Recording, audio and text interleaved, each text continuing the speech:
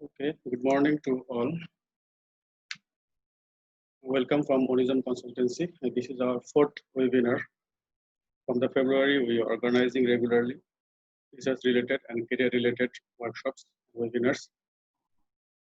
So we hope that you and your family are safe and sound during this pandemic. And for this new normal, we have to prepare ourselves to combat with this competitive world. So our motive and our motto is make you aware and sharpen your skills related to research and career.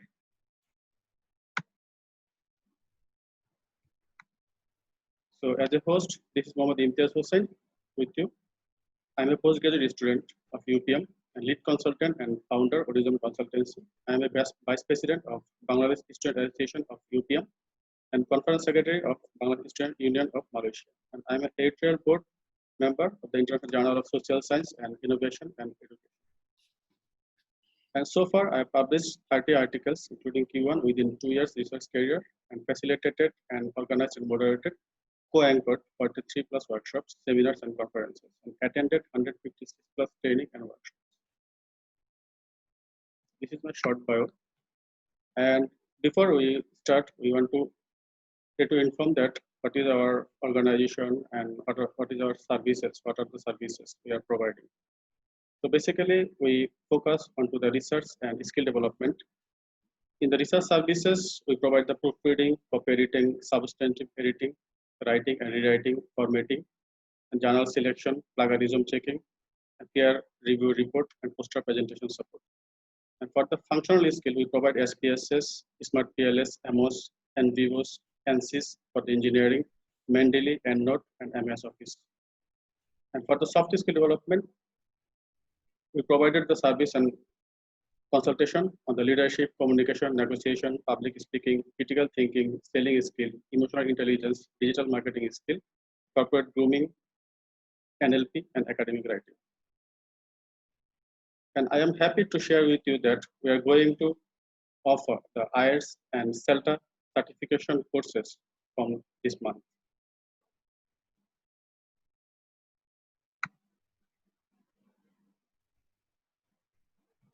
Move on. So this is some of our graphs of our activities, previous activities. So far we organized 4 webinars, and we were the cooperator and collaborator with some soft skill fest and conferences. These are some of the activities, and besides that, we assisted around 59 publications, proofread and edited 38 manuscripts, and consultation 26 MSc and PhD students. This month we was the collaborator of the international conference on impact of COVID-19 on global business sustainability. That was organized in August 29 and 30, and our next conference will be on December 12 and 13. So this is our main attraction for today and our main session. So this is qualitative research in social science. We are very happy that to get our resource person, Dr. Siow May Ling, PMP, project management professionals.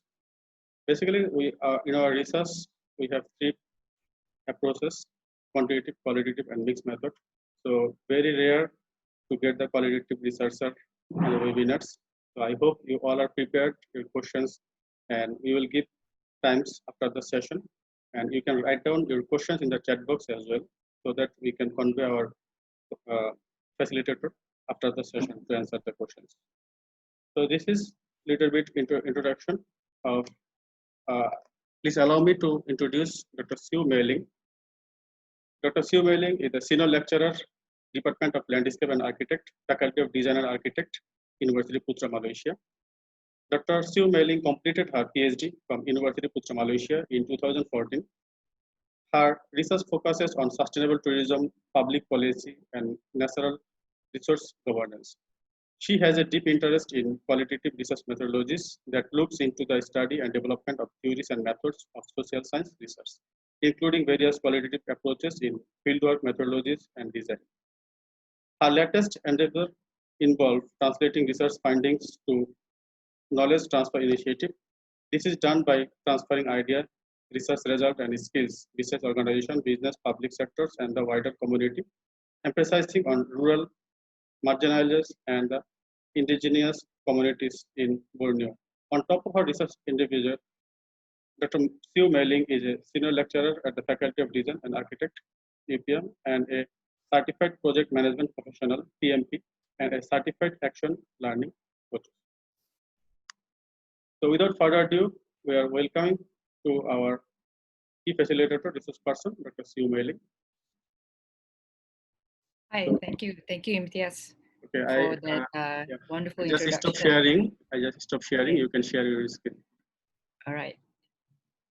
So I hope to finish all of the slides within the stipulated time, and I'll also try to allow Q&As along the, after the webinar.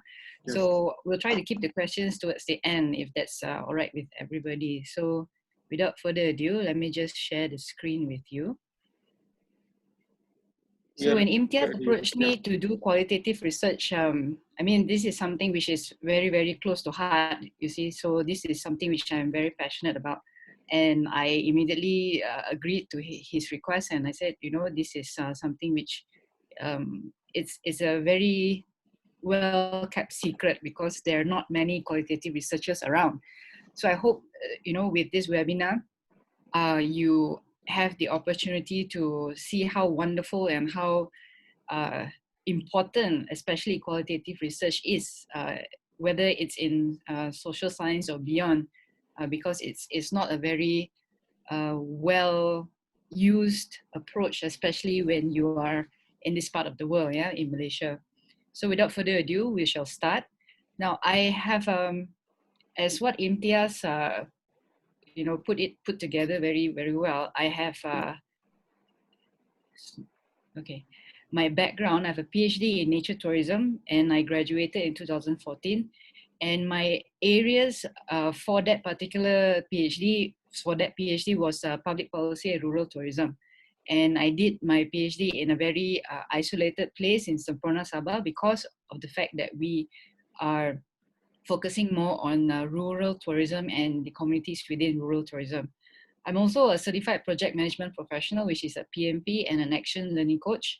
And my past working experience, I worked with a private institute of higher learning, which is Harriet Ward University and Binary College. And at the same time, I have industrial knowledge in market research in the Nielsen Company, Malaysia. So that's just a brief introduction about myself. Okay.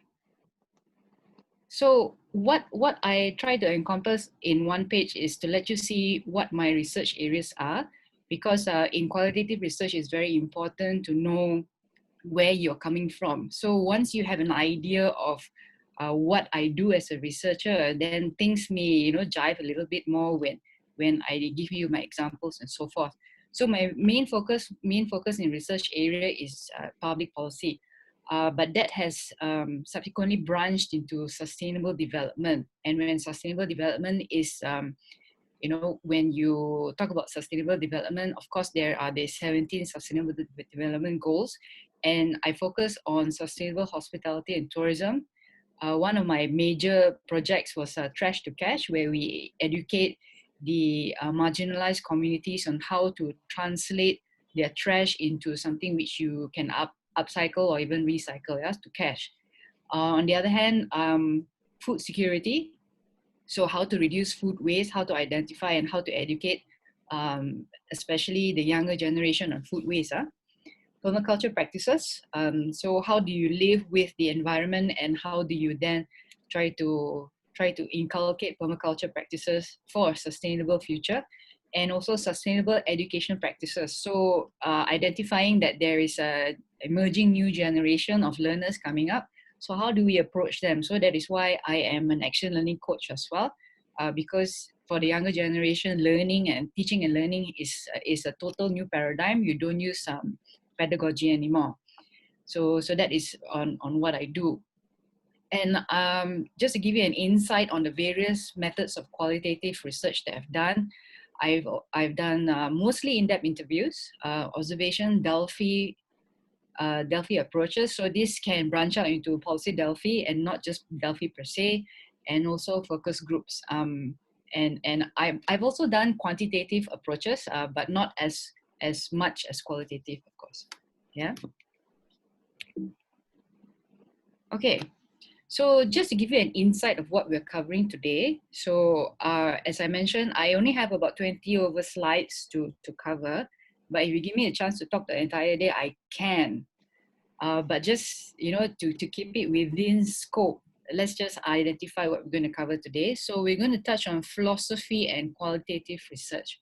Now, philosophy is a very, very important and integral part in qualitative research, because you are going to ask yourself time and time again, is this real?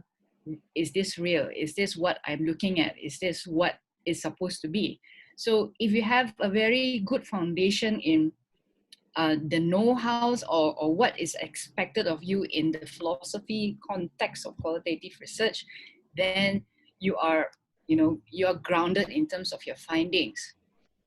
Researcher as a research instrument, that's also very important, because oftentimes you are looking at yourself, you are reflecting, and you're always interpreting your result as opposed to a machine doing it for you. Yeah, the collection and analysis of data. So that's very special in qualitative research. We're going to look into that later on. And how you interpret and present your findings. Now, I've had feedback from Imtiaz, which he very kindly shared with me at the beginning of the week, on the various questions that were brought up by those who have registered for this webinar. And I hope that along the way, we are able to answer at least, on the surface level of the questions that you have posed. That's because, we cannot squeeze all of the know-hows of qualitative research into 1.5 hours. That's going to be impossible.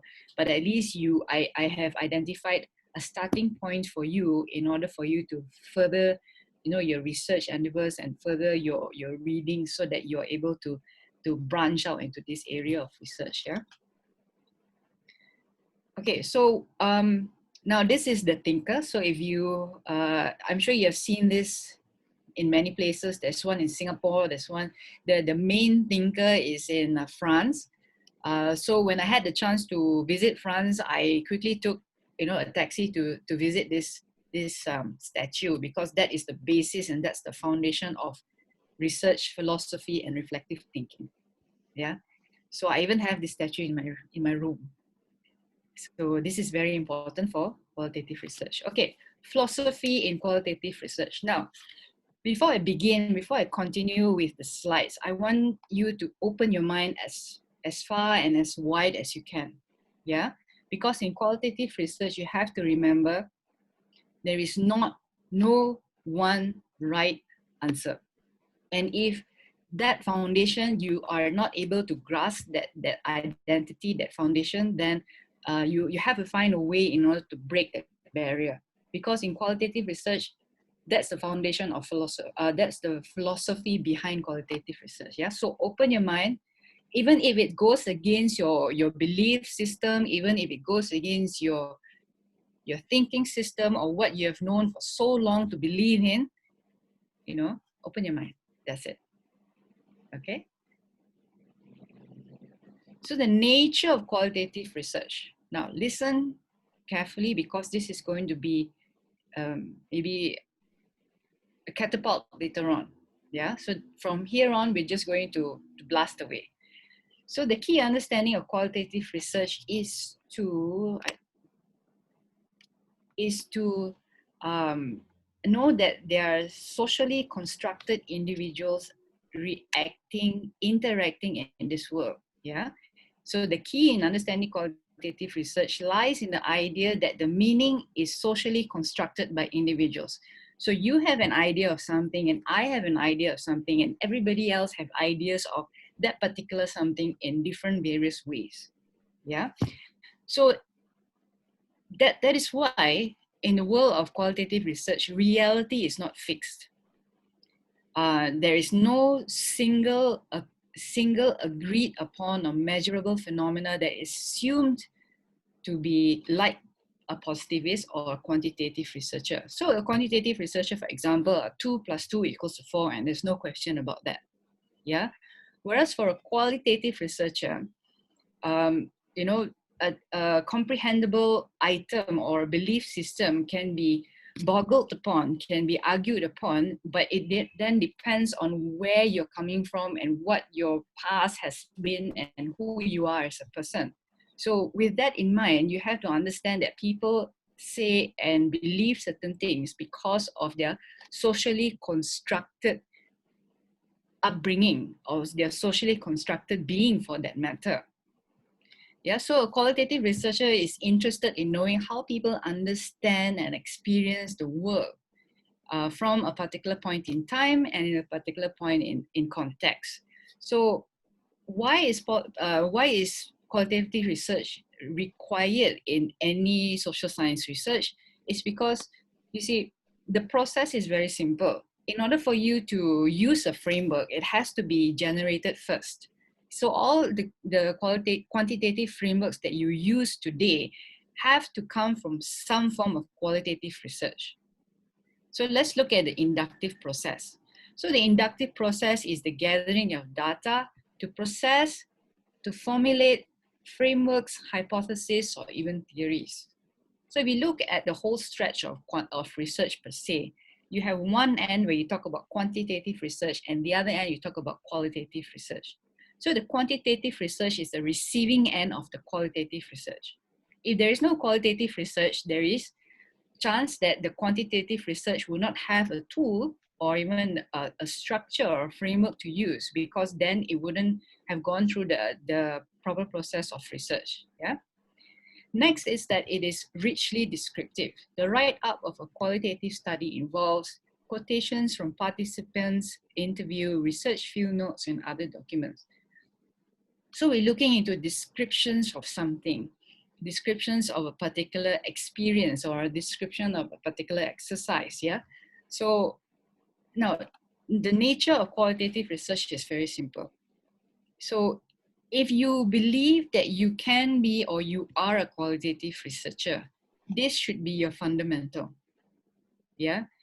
So if you're unable to work around the fact that there is no single answer to things, then qualitative research is not for you.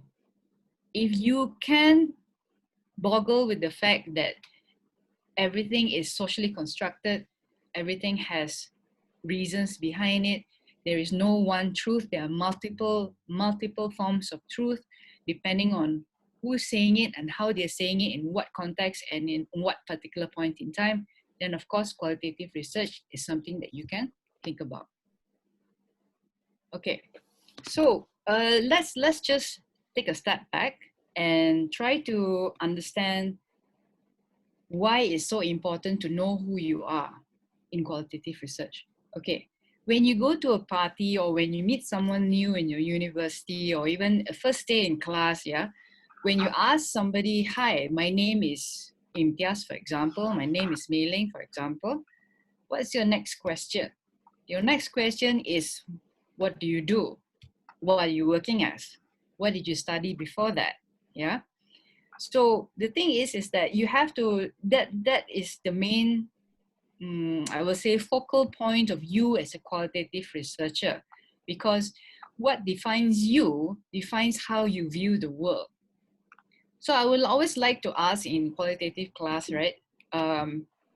Normally, you know, if your first degree is in marketing or your first degree is in economics or your first degree is in whatever field that you're in, if that doesn't define you, then what is your occupation? Then that defines you a little bit much better, yeah? Because if you look at, for example, a textbook, how would a librarian see a textbook as opposed to somebody who works at customer service see a textbook? So if you're a librarian and you see a textbook, you would definitely appreciate a textbook a little bit more than customer service appreciating the textbook, yeah? So that is why you have to know where you come from and what actually defines you. So if you haven't noticed already, qualitative research deals with a lot of reflective thinking. there is a lot of deep thinking involved to know who you are as a researcher and how you define and how you see things for just as that matter. Yeah. Okay. See this very pretty bouquet of flowers here. So to you and to me, it's probably just a bouquet of flowers. I don't even recognize what sort of flowers they are because I'm not a flower person. Now, if you would to say, hey,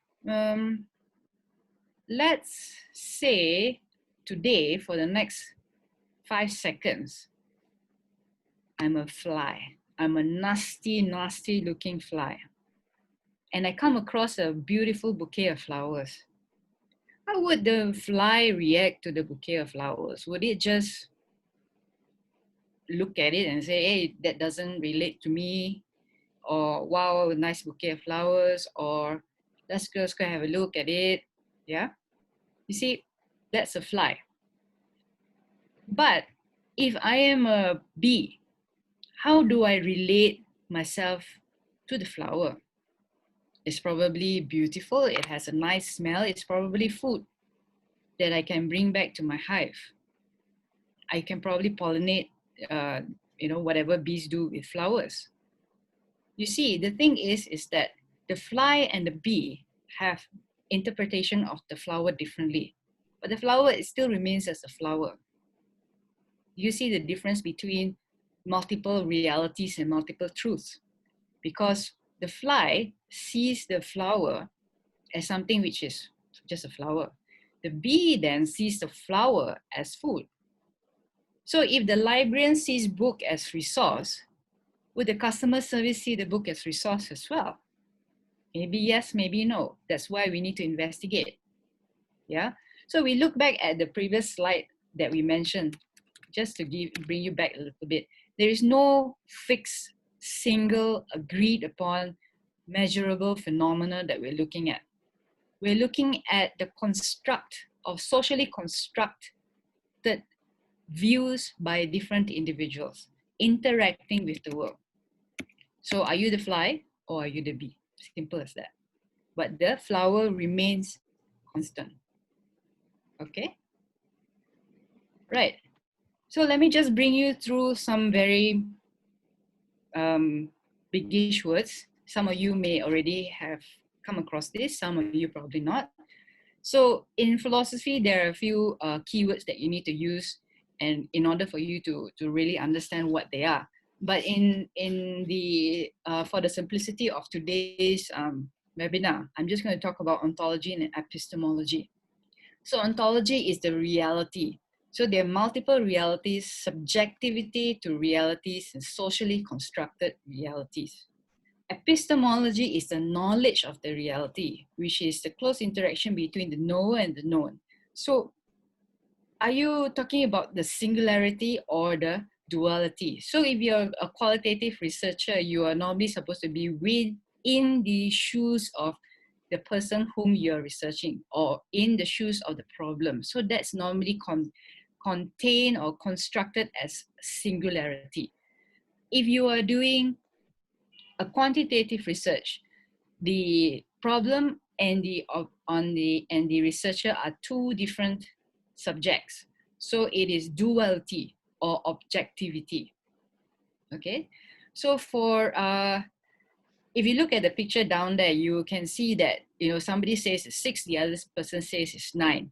So from a philosophical assumption, how then do you see this answer? Yeah, so you know that 6 and 9 exist. You know that the flower exists. But how then do you relate yourself to the flower, or how then do you relate yourself to the number? Now let's look on the other side of the screen where we talk about a priori, a posteriori, and also the different words that come into play. Okay, I'm going to say this very slowly, so hopefully you are able to grasp the idea behind it. Now take for example, there are two realms of time here. One is what starts at when time equals to 0, that means starts from now, and one is before now. So what is previously known at the back? So what was previously known is considered the a priori worldview. Okay. What is not known yet is a posteriori worldview. So if you see an a posteriori worldview is reasoning and knowledge that is, reasoning and knowledge after the person goes through some form of experience or knowledge when he or she goes and experiences it. So it has to happen in a natural setting. So for a qualitative researcher, you don't, or rather you go in with who you are as a researcher, meaning that you know your truth and you know who you are and so forth. But then you are exploring everything ground up rather than taking past research or rather taking, framework into the natural setting. But you are creating the framework from the natural setting. So in order to really distinguish yourself between a quantitative and a qualitative researcher, it is most likely that you are a constructivist in terms of your philosophical assumptions. Yeah.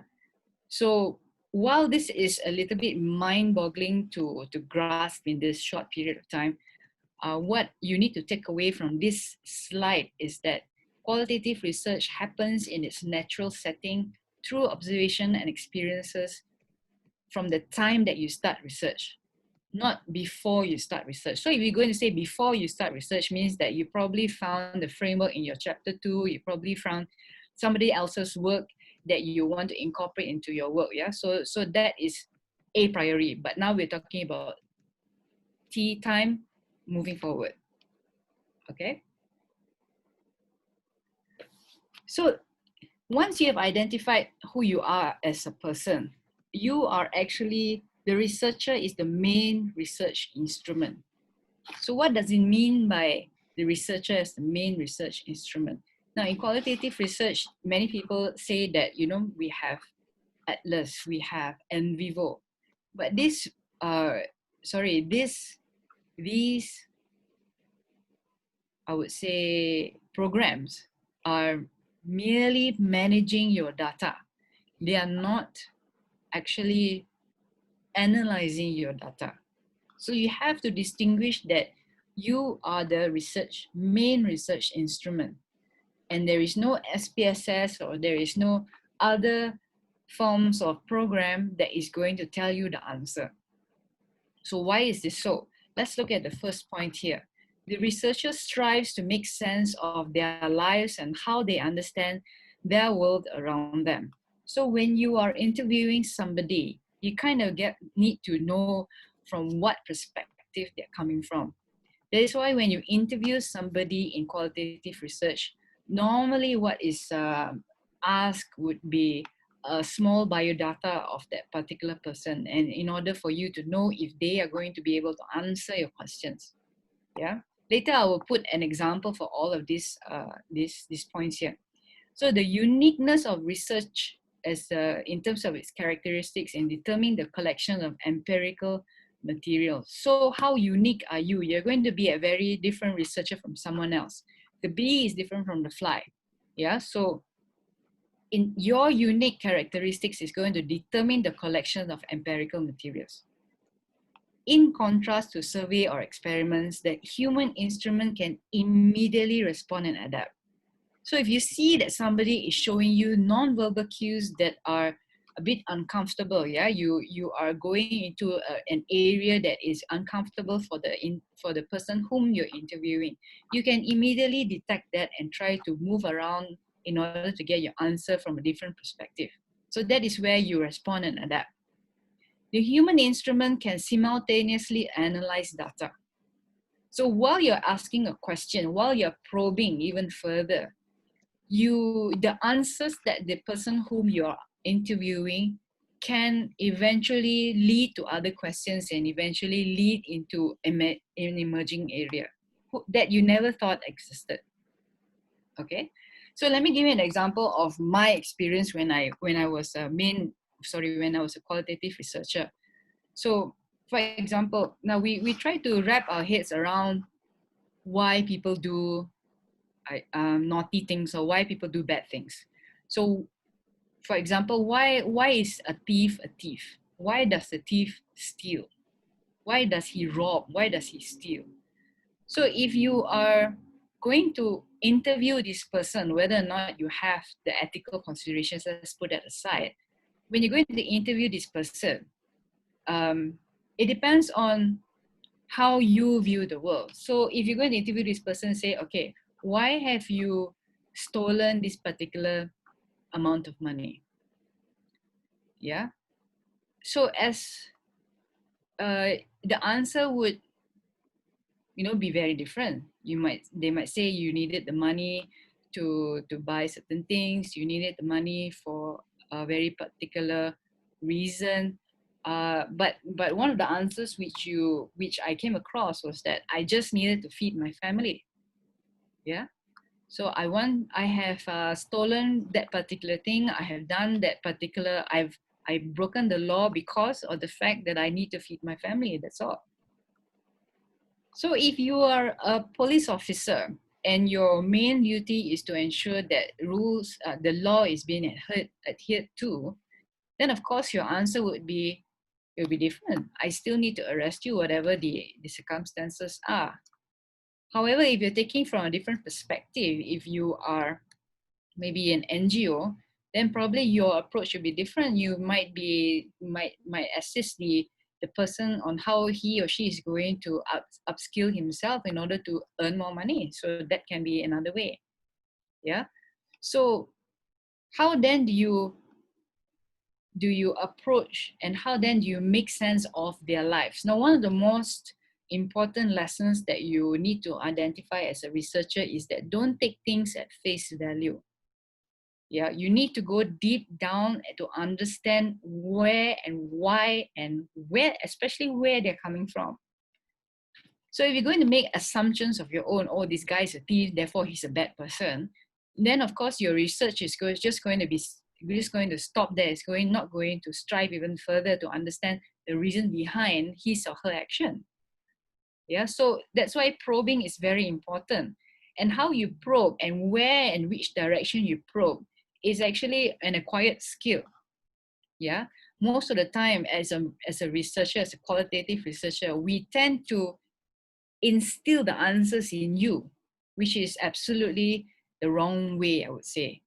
Yeah. For example, how do you like a leading or loading question? For example, you know that stealing is bad. Why did you do so? So before he can already answer, he or she answers why the person has stolen, you already put the notion that stealing is bad. So that is why the art of asking the question is also very important, and it comes with a lot of practice. You need to be able to ask the questions that will get you the answer. That's the first thing. But most importantly, will give you the answer that comes from him, that is not leading or loaded, not a leading or loaded question. Yeah. So let's look at the last statement. The human instrument can simultaneously analyze data. So you know that there is a little gap that you need to identify. And while you are doing qualitative research, you have to be able to collect and analyze at the same time. So there's a lot of work to do in qualitative research, especially when you are approaching chapter 3 and 4. Yeah, chapter 3 is your research methodology, and chapter 4 is your finding and analysis. So chapter 3 and 4 normally comes hand in hand together. They need to run concurrently in order for you to analyze and to collect your data at the same time. Okay, data collection. In qualitative research, data analysis is simultaneous with data collection, like what I mentioned earlier. So you need to be able to identify the gaps before you collect data again. Now, why is that so? It's because if you keep on collecting your information without analyzing your data, chances are you're going to miss out on important questions that you should have asked in the past. Yeah. So if you don't analyze your data while you're collecting, you would miss the emerging information. You will miss a lot of other things. That is why once this is a rule, this is like the unspoken rule of qualitative research. You collect data in the morning, you analyze at night. Then when you have your findings at night, you collect your data the next morning. So you need to collect, analyze before you, and do not just collect all the way like how quantitative researchers do. Yeah. Analysis analysis of data begins right at the first interview, first observation, and everything that is first. So any data that is elicited from the very beginning needs to be analyzed from the very beginning itself. It allows you to adjust along the way and to redirect data collection directions to test emerging concepts, themes, and categories. Yeah, so make sure that you know the process, and when you collect your data, analyze and then collect again. Now I'm just going to go through this very quickly because this is a very good book for you to have, especially if you're going to do qualitative research. Yeah. So Creswell has written many books in the past. This is one of his many good books as well. So there are 5 major ways in qualitative methodologies. The one that you always hear, that one is probably synonym with qualitative research, is ethnography. And a lot of times qualitative research, they say, yay, I want to do ethnography, you know, I'm qualitative, therefore I'm ethnography. So the thing is that it is not synonym. And if you're going to do ethnography research, the minimum time that you need to spend with the culture, with the people that you live with, is 6 months, minimum. It can be between 6 months and 2 years. So what called ethnography study is that you immerse yourself in the target participants' environment to understand their goals, culture, challenges, motivations, and themes that emerge. So if you're going to study ethnographic study with a particular indigenous community, yeah, and you say, oh, I stayed with them for 2 weeks. Now that's not legit. That's not enough. You need to stay a minimum of 6 months to about 2 years.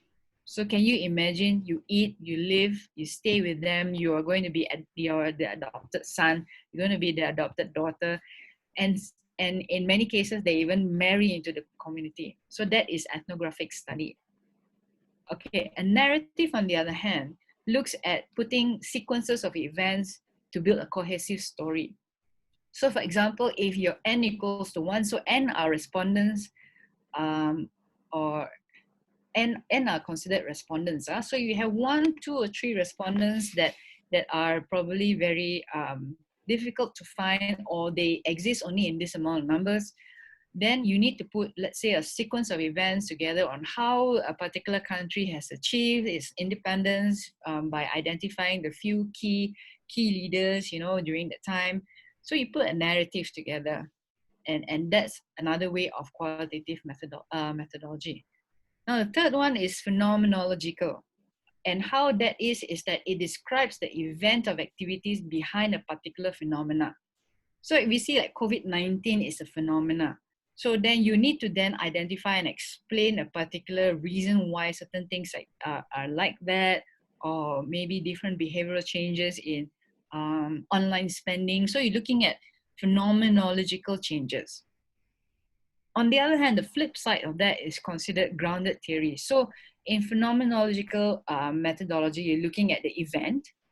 However, for grounded theory, you're looking at the theory.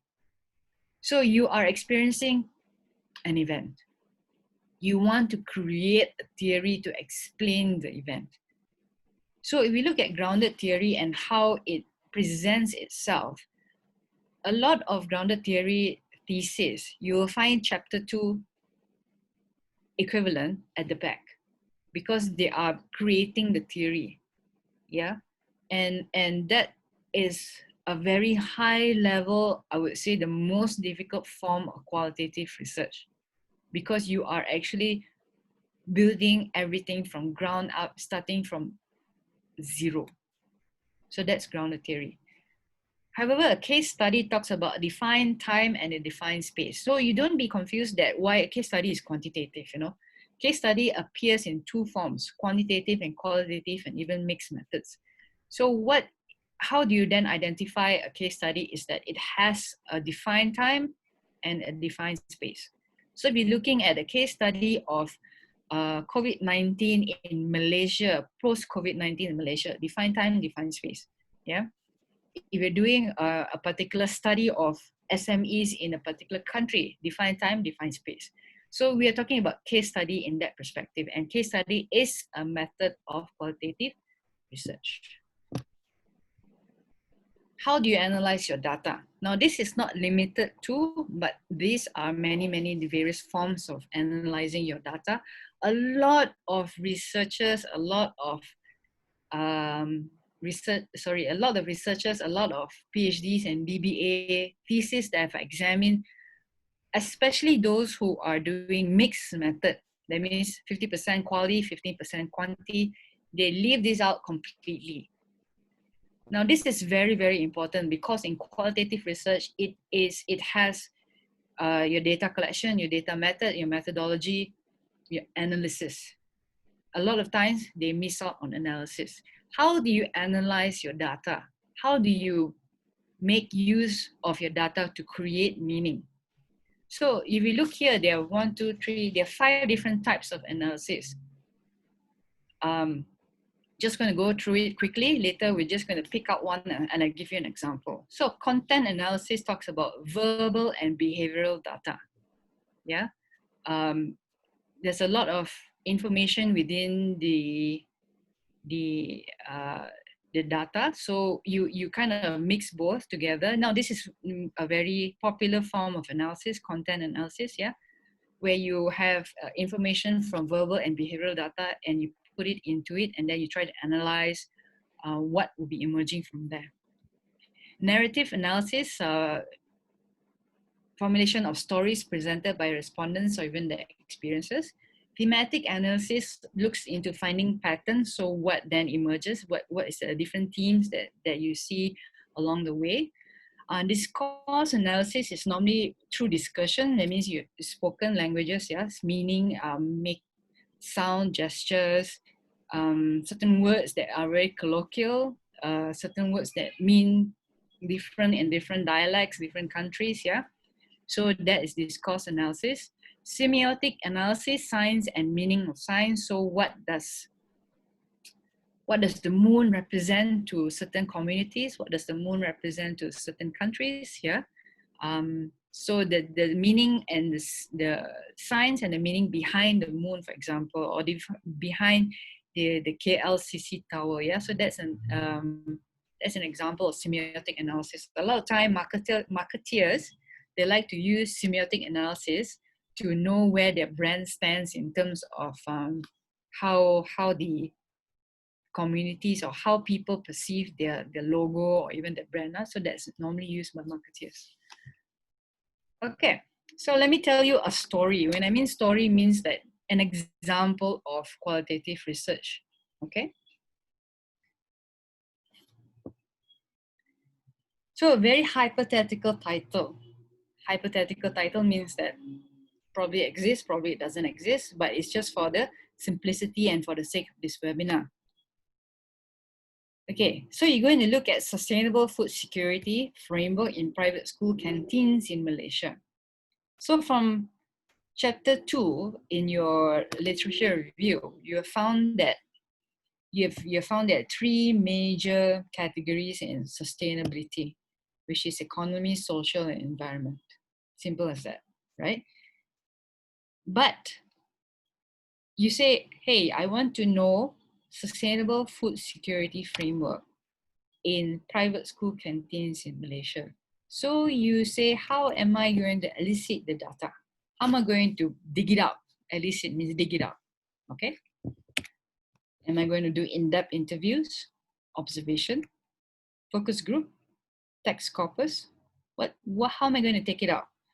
So text corpus, if you are not familiar with text corpus, is actually structured text. So it can be from existing, those law books or policy books that have been used, or even um, religious books, anything that has a big, large amount of text in them. Yeah. How am I going to elicit data from this? From who? So are you going to go touch on policymakers? Are you going to interview students, local municipals, teachers, canteen operators? Who are they going to be? What are they going to do? How am I going to elicit my data? All of this, of course, depends on the problem statement as well as the objective. But for the simplicity of this research, this webinar, we're just going to take out a few. Yeah, let's talk about in-depth interview. Let's talk to the local municipal, students, and teachers. All right. Okay. So if you look at the bottom of my screen, I've written that this data elicitation is going to be from in-depth interviews. If I can't see it because it's covered, if I'm not mistaken, it's from students, teachers, and local municipal, and through thematic analysis. Yeah. Okay. So let's say you interviewed one person, and the person says, the student says, you want to get behind the problem why people are throwing food away. So student one says, I throw food away because I can buy more food. So we look at this sentence here. I throw food away because I can buy more food. Should I put it in economy, social, or environment?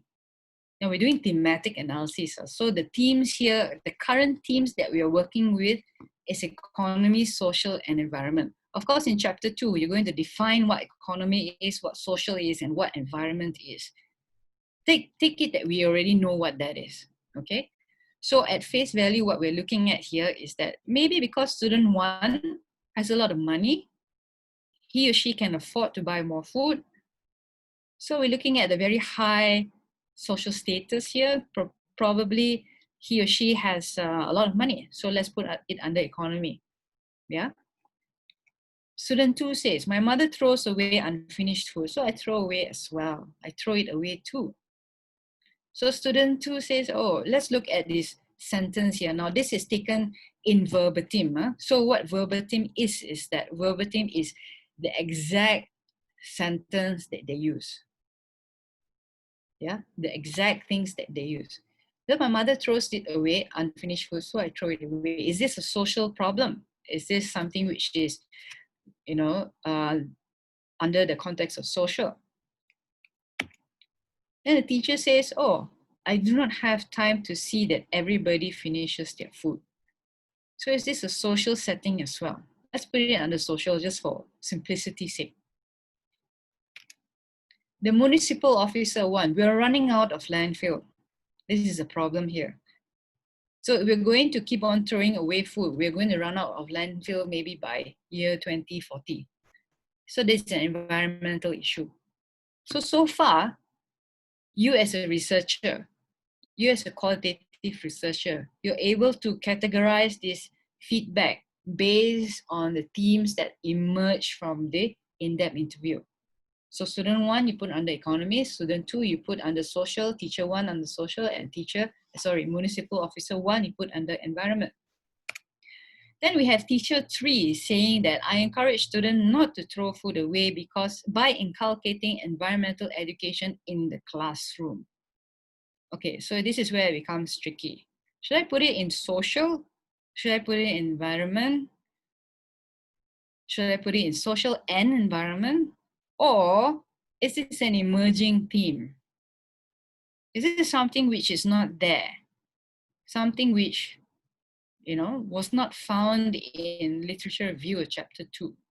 Okay, let's move on. Municipal Officer 3, there is a sustainable food policy in place at the local level. But I don't know why it's still not implemented. So is that economy? Is that social? Or is that environment? Or is that something else? So we need to find out. So if you look at the three frameworks of sustainability we have brought across from the previous slide, economy, social, environment.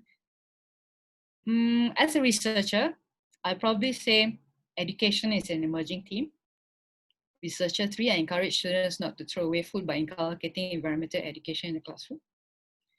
As a researcher, I say that the second emerging theme is governance, whereby the municipal officers say that sustainable food policy is in place, but I still don't know why it's not implemented. So there is policy, but then nobody's doing anything about it. So there's probably an issue with governance. So if you look at the original text here, we have economy, social, environment. And through qualitative research, then we have the additional 2.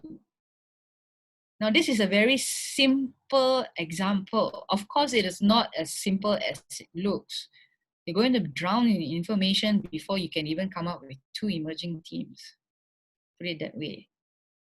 Yeah, but the thing is, I'm trying to bring across to you a concept, an idea, and a feel of how qualitative research works. So, how then do we ensure that emerging theme and emerging theme 1 and 2 are legit? Now, this is one of the questions which you ask in what Imtiaz has told me before. So let's talk about sampling. We know that various types of sampling that are available. So the sampling that you know that are available is applicable maybe at the first level of sampling. You can do a snowball, or even you can do a convenience sampling. Yeah, you can do different types of sampling. But then there come to a point where you need to find people to close the gap. You need to find information to close the gap. So let's say teacher 3 says, environmental education in the classroom is required. So you need to find somebody to close the gap. And what do I mean by closing the gap? It means the saturation of data. So when you need to close the gap, you need to find other people who matter in answering your question. Now the keyword here is matter. You can't just go to the street and ask somebody about education, yeah? You need to find somebody that matters to answer your question. So that's where theoretical sampling comes in qualitative research, where it involves selecting participants based on specific characteristics to close a particular theoretical gap. So is education part of emerging theme 1? Let's go and ask somebody about it. Let's go and ask a policymaker about it. Let's go and ask the Ministry of Education about this. Let's go and ask other educators about this. Yeah, so that's called theoretical sampling. Data saturation of data looks into the data analysis of a participant's feedback that comes repeated, hence confirming the previous data collected. So if teacher 3 talks about environmental education, the ministry talks about environmental education, other schools talk about environmental education, hence you have reached saturation. How do you find the ministry and how do you find other teachers? You go through theoretical sampling. How do you close this gap? You identify through saturation of data. And this goes by all the different emerging themes that come along the way and all the different themes that fall under the economy, social, and environment. So you're not just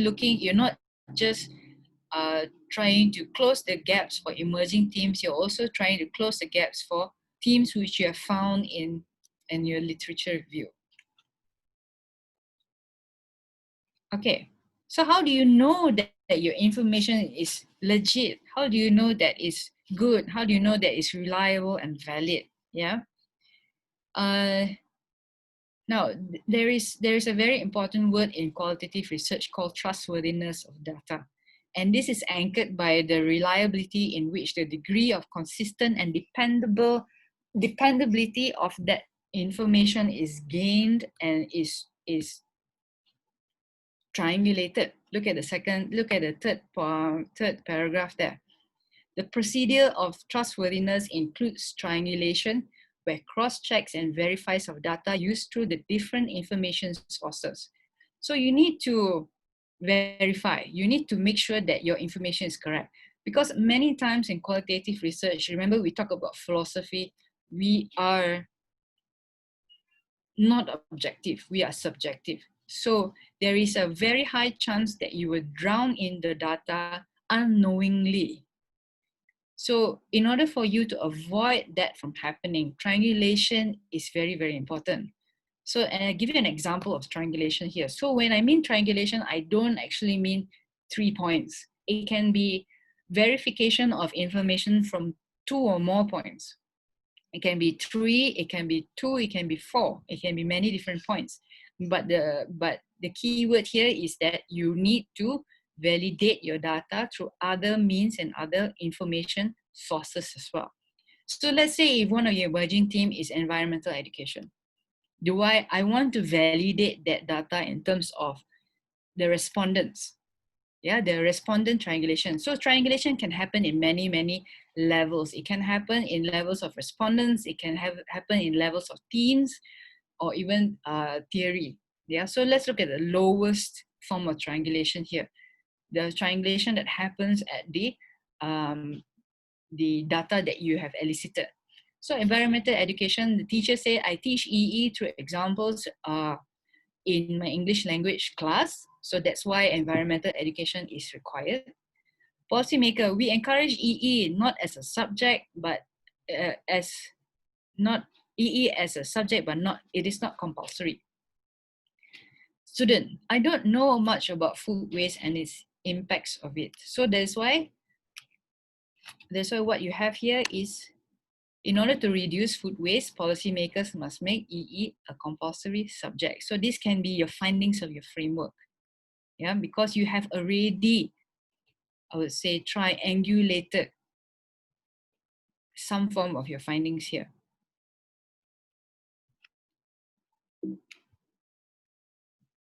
Another way is to do peer consultation and also through tick description. So peer consultation then identifies, gives aims to the researcher opportunity to check and test their findings as they unfold.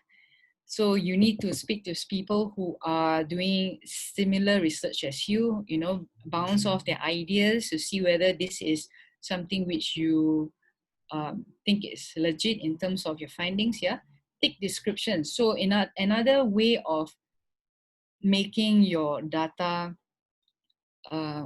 trustworthy is to richly describe what's going on, to richly describe the information and the description of the study. Because why thick descriptions are important is because we're looking into transferability. Yeah, can I use this framework in another setting?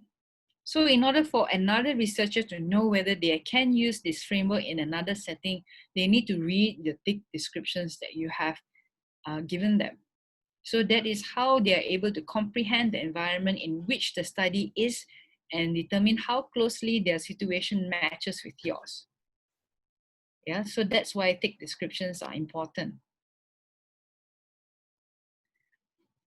So to ensure that in-depth understanding of data gets to be unfolded, this can be reached when the researcher finds that the data is already saturated. So I mentioned this earlier, data saturation is very important, especially when you are trying to prove reliability and validity. Okay. Okay, so this is a very common issue with qualitative research. Now, like any other research, there comes the strength and also the limitations of the researcher. Yeah, in qualitative research, one thing that you always have to remember is bracketing. So what is bracketing? So bracketing is a method used in qualitative research to mitigate the potentially deleterious effects of conceptions that may taint the research process. What does this actually mean? Let me give you an example. So I know of a fellow researcher who studies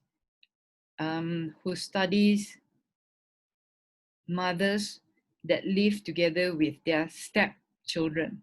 Yeah, so a study on mothers that live with their stepchildren. So she looks into the relationship, the behavior, the attitude of stepmothers with their stepchildren after a second marriage.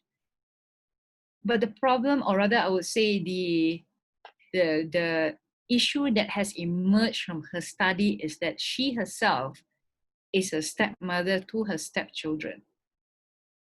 So whenever she goes and interviews stepmothers of the stepchildren, she being a stepmother herself, the data then becomes very, I would say, emotional, because it then becomes an exchange of experiences, an exchange of emotions, and they start to cry in that interview. Both interviewee and interviewer start to cry, and that then becomes an issue when we are looking into academic research.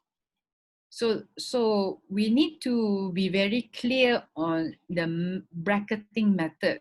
Although we are subjective, we need to then reflect, always keep on, we need to remember the word reflective thinking, to ask yourself, now, is this an emotional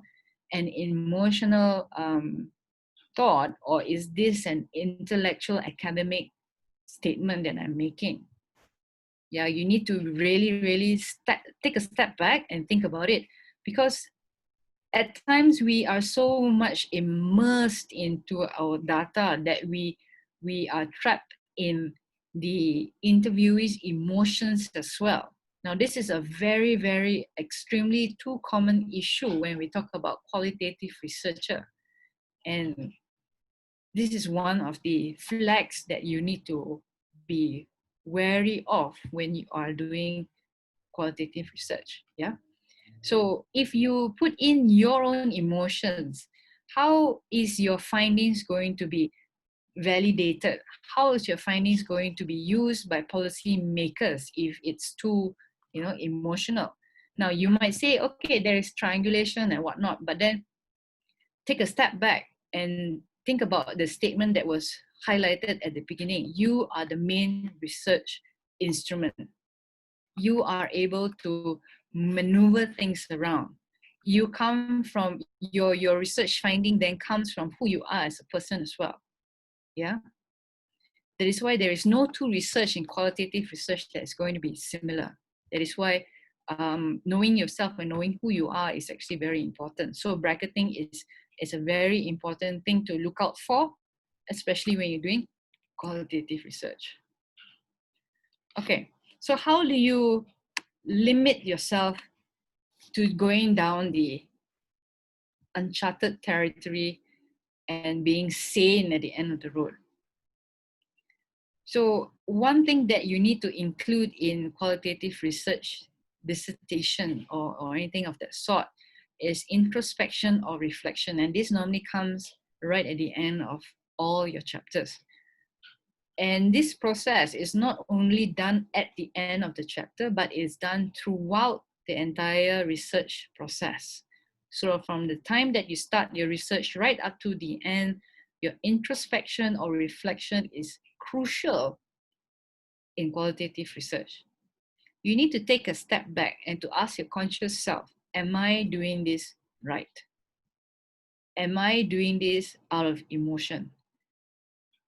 Is he saying what he's saying, or do I need to dig and dwell deeper?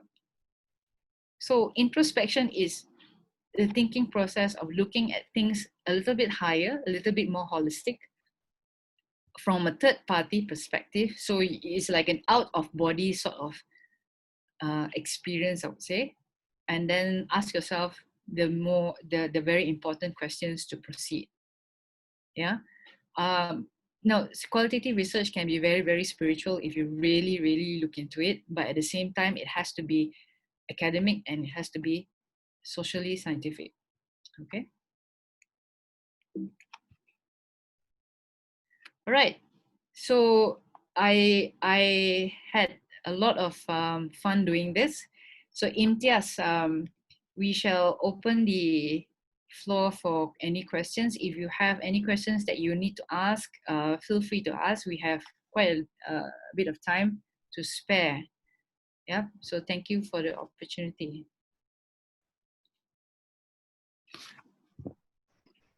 Okay, thank you, Dr. Siow May Ling, for your wonderful presentation. And personally, I learned a lot about the qualitative research.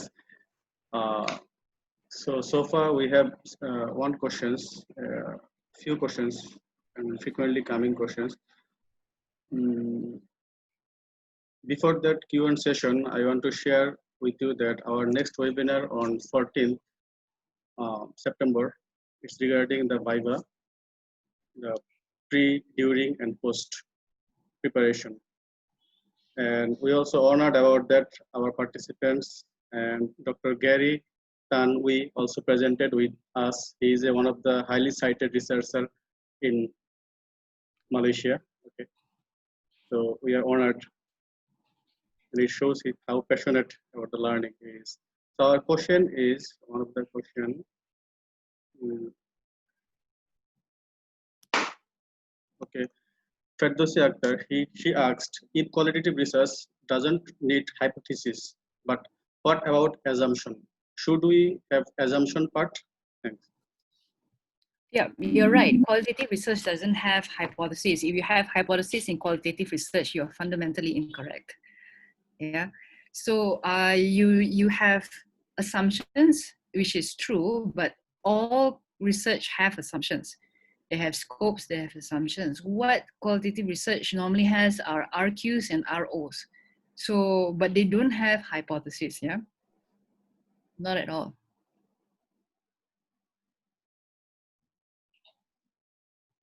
Okay. Another question is, my studies about student skill development through internship program. I want to collect data from student internship program, daily report, logbook. Through this report book, I want to identify which job the student do during his or her practical that can gain their soft skills. I am not sure to use thematic analysis or content analysis. What is the What is the difference between content analysis and thematic analysis? Thank you. Okay, Norain, thank you for your question. Okay, daily report logbook, you're going to look at skill development. So it actually depends on your RQs and ROs, what actually you're finding. If you want to find themes that emerge, then of course the thematic analysis will be available for you. But if you're going to look into behavioral changes or things that do not involve the creation of themes, then you can use content analysis. Yeah. The thing is that thematic analysis and content analysis are very, very similar, but the functions and the outputs of both are different. So as I mentioned, if your objective is to identify emerging themes, then of course you use a thematic analysis. But if you want to look at behavioral, or you want to look at different emerging themes that are not thematically analyzed, then of course you use a content analysis to see what is written within the scripts of the daily report book. Yeah. Okay. I hope that she will get the answer. Yeah.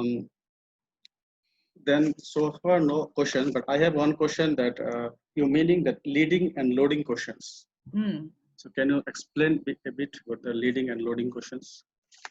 Okay. Unless you are a lawyer, then you use leading and loading questions.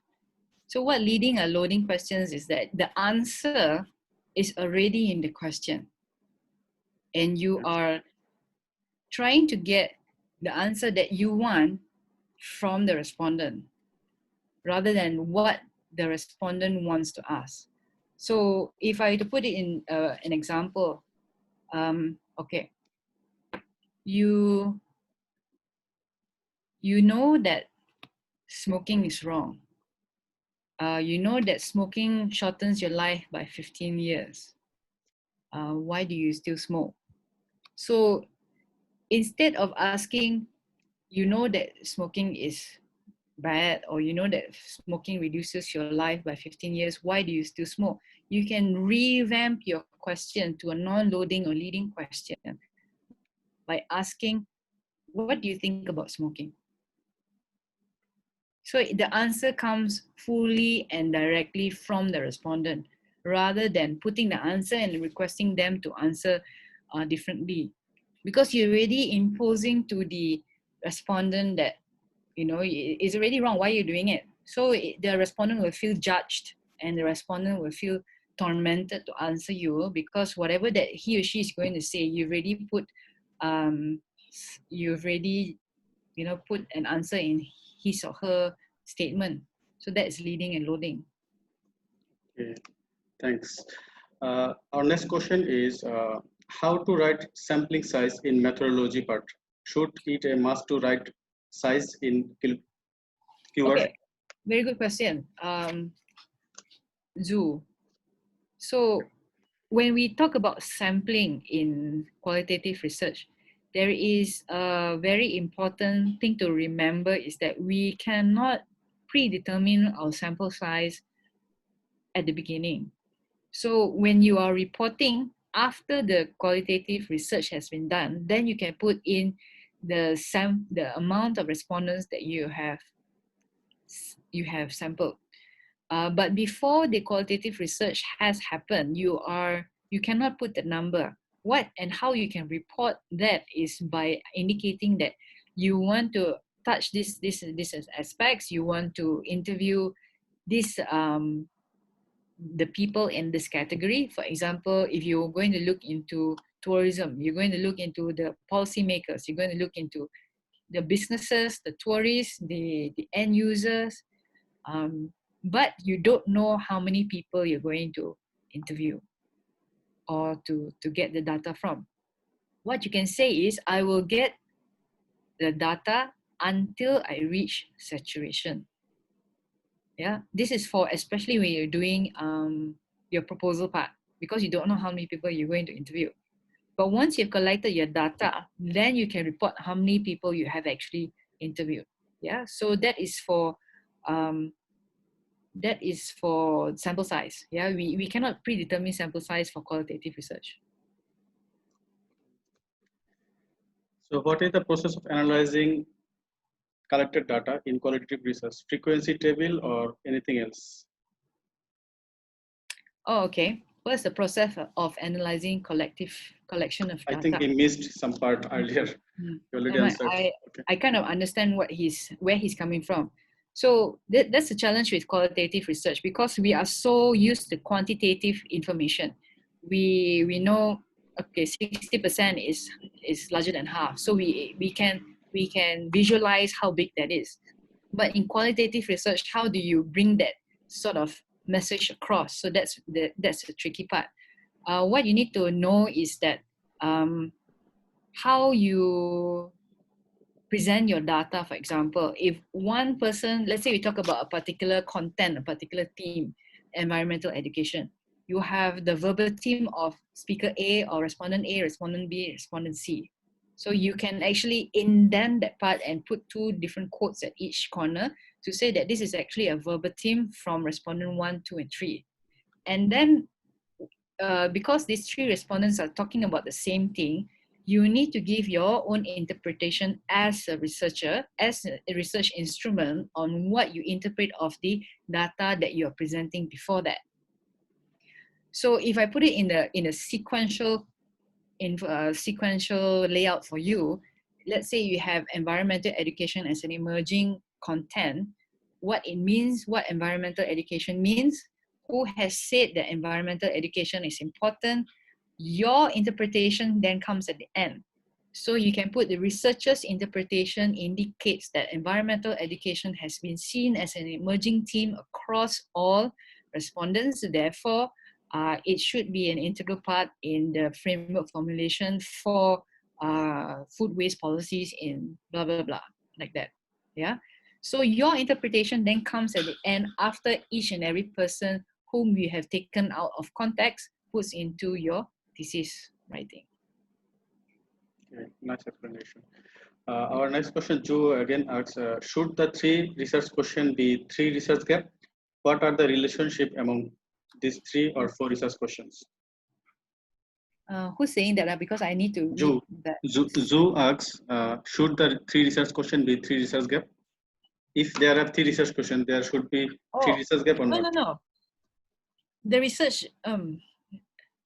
research question comes from your research objectives, comes from your public problem statement. So if you have 3 research questions, that doesn't mean that you have 3 research gaps. It's the process of acquiring the information to solve your problem statement. Yeah, so it doesn't equate to that. It equates to how you're going to address a problem statement at the end of the day. Okay, Make sense? So, okay, there are no limitation of the questions, right? So, no relation with the number of questions. Can be a process as well. So James Lee asks, my question is about triangulation. How to combine the qualitative result and quantitative result, do the triangulation in mixed method study. Okay, James. Now, triangulation can happen at many different levels of the research. It can happen at the findings. It can happen at the themes. It can happen at methodology level as well. Yeah. So if you are doing a mixed method sort of research, you have quali and you have quanti. You then need to create a chapter or even a section in your thesis to then relate whether or not the findings are similar or dissimilar across the quali and the quanti. So if you're going to do it simultaneously or concurrently, triangulation still needs to be done for both quali and quanti. You can do the triangulation. Sorry, the findings of quali and quanti can come together in one chapter. So the findings then will show whether it is similar or dissimilar across both quali and quanti. So if it's similar, then of course you report why it's similar. If it's not similar or dissimilar, then you report why it's not similar at all. Yeah. So whatever the findings may come, it should be at advantage of you to report it accordingly. Okay. So if any more questions you have, so we can wrap up. If anyone want to ask any questions, they can unmute. Oh, we have one more. Okay. Sometimes the journal editor and conference participants ask about the validity and reliability of any article. For answering this question, should we answer using the methodology or anything else? Validity and reliability. How can we address them? So validity and reliability in qualitative research normally talks about the transferability and the trustworthiness, of your research. So these two keywords here you can use and the means through triangulation. There are many various ways to triangulate your data. You can triangulate through the findings of other people, or even your thick descriptions, your peer reviews, or expert opinions. Yeah, these are many different forms and methods as well. And one thing that you need to have as a qualitative researcher would be your own journal. So I forgot to mention earlier that journaling is very important for qualitative researcher, because you need to then not only describe or not only document the ongoing process of your interview, but you also need to be very alert of your surrounding. And this is normally journaled in the qualitative researcher's journal.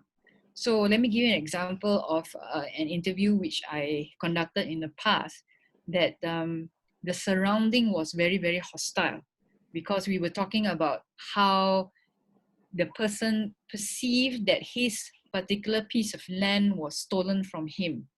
So when I asked him the question on how he has managed his land, he became, his voice and his intonation was very calm and collected, but his non-verbal cues, you could see that it was very, very angry, very hostile, very anxious. Yeah, it was something which you need to then pick up as a qualitative researcher. So when you are interviewing this sort of situations and this sort of scenarios, the non-verbal cues are equally as important as the verbal cues. So verbal cues are like intonations, but the non-verbal cues would be hand gestures, yeah, fist, hanging on to your fist and things like that, and maybe moving forward and moving back, or folding the arms of some sort. So that can then relate back to the thick descriptions that we were talking about earlier, hence contributing to your reliability and validity, or transferability and trustworthiness of your research. Yeah, we often use reliability and validity because that's for quantitative, but then for a qualitative perspective, you can use trustworthiness and transferability. Yeah. Observation is very important, right? About the surroundings. Yeah, the surrounding is important. Yeah. Otherwise, the result will be the bias or the questionable. Okay, so our next question is, Doctor, if I interview Chinese and write thesis in English, how to assure the meaning in translating from Chinese to English, and analyze first or translate first? Good question. Okay, on a general context, when you're translating anything from one to the other, you need to translate, let's say if it's from Chinese to English, you need to translate from Chinese to English, ask another translator to translate back from English to Chinese, English to Mandarin. So that then you know that the translation back and translation forth is validated. But then having said, yeah, you need to then cross-check whether or not the last translation and the first translation is correct, because you don't want anything to be lost in translation, as they would to put it. Reason being is because oftentimes in qualitative research, we take the exact words that we use and we put the exact words in the literature, or rather in your thesis, yeah? What I did in the past, because I interviewed the Suluk community and also the indigenous community, there was a translator on board already because I didn't speak the language. So, so that was translated on the spot. However, when the interviewee was being interviewed in Bahasa Malaysia, for example, I would put the BM version there in the text, translate it into English in the text so that the reader can see both languages. If he or she knows both languages, they can look at both languages for them to interpret the data. Yeah. So because coming back to you as a qualitative researcher, you are then interpreting the data based on yourself. So let's say you're being happy. The word happy can be represented by so many different words. Happy can be said by cheerful, by gay, by excited, yeah? But all these three words actually mean that you're happy. So when you are talking about, let's say, something as rich as a Chinese or Mandarin language, a particular description can be described in many, many different ways as well. So the best answer for you is to put both languages there, put the Mandarin language and put the interpretation of the translation in English, and then your interpretation at the back. Yeah, so you have the Mandarin, you have the English, and you have your own interpretation at the back. Okay? Good explanation. Nurain again asks, Doctor, if my study is mixed method, is it right my study considered as pragmatism? That's a good question, Siti. Pragmatism is somewhere between before being a fully constructivist researcher. Yeah, it's kind of between the post-positivist, the realist, and also the constructivist. So you can have some elements of qualitative and some elements of quantitative, but then as a pragmatist, you are doing something which doesn't have a very clear or concise construct, but rather how you get the end result at the end of the day. So that would be a pragmatist. So if you are a pragmatist by nature, you can do some form of qualitative research, but then it's not the full-blown sort of qualitative research that you're looking at. Yeah. Okay. Mr. Jubair asks, where we mention research philosophy in our research, and how we know that positivist or interpretivist approach may be best for our research? Okay, there are many different answers to that. And one of the few answers that you can ask yourself is, where is this research at the moment? Yeah. How novel is this research at the moment?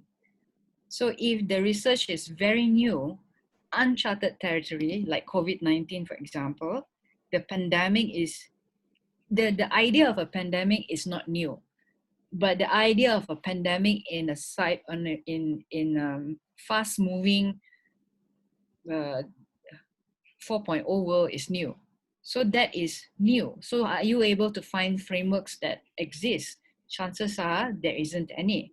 So if you look at the research area that you are investigating, if the novelty of the research is uncharted and new, chances are you need to use a qualitative approach, yeah, rather than a quantitative, because as we mentioned, quantitative has already, let's say, a theory or a method or even a framework that has been established in the past, but there's no past here because it is new.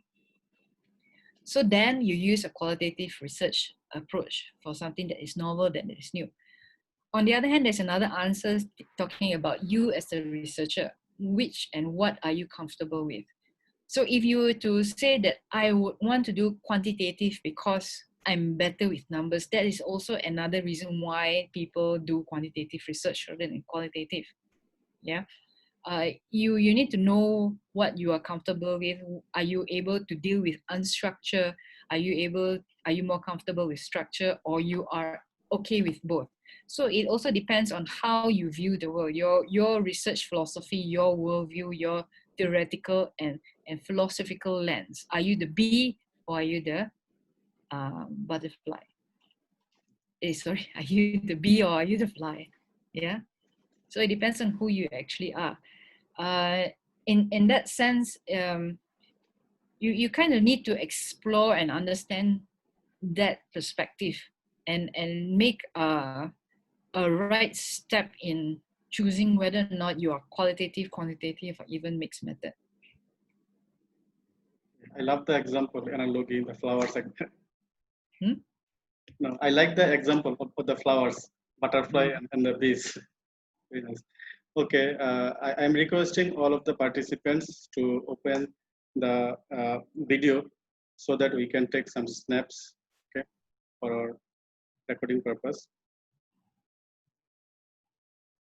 I appreciate your patience and I appreciate your punctuality. In the early morning, you all are very active and attended in this webinar. Okay. Please open your video. Just a couple of clicks.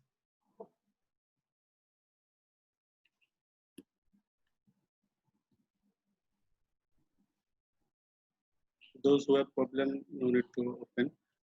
Not a big issue.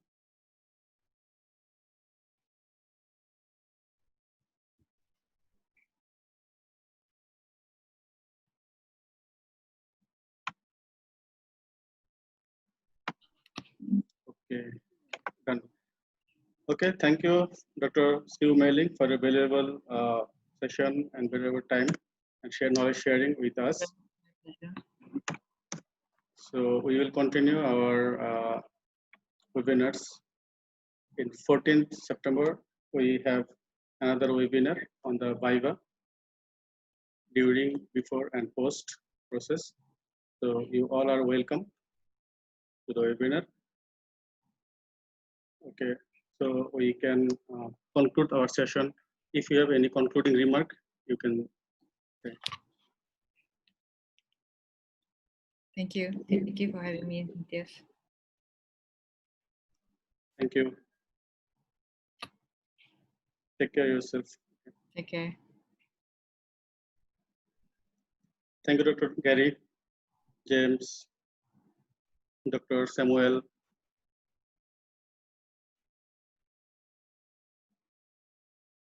Good to see Apu, Dr. Ong.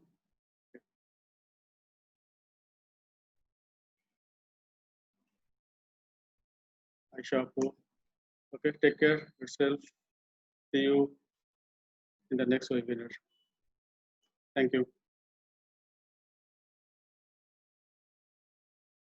for the video recording, you just keep watch in our YouTube. Okay, just subscribe our YouTube channel.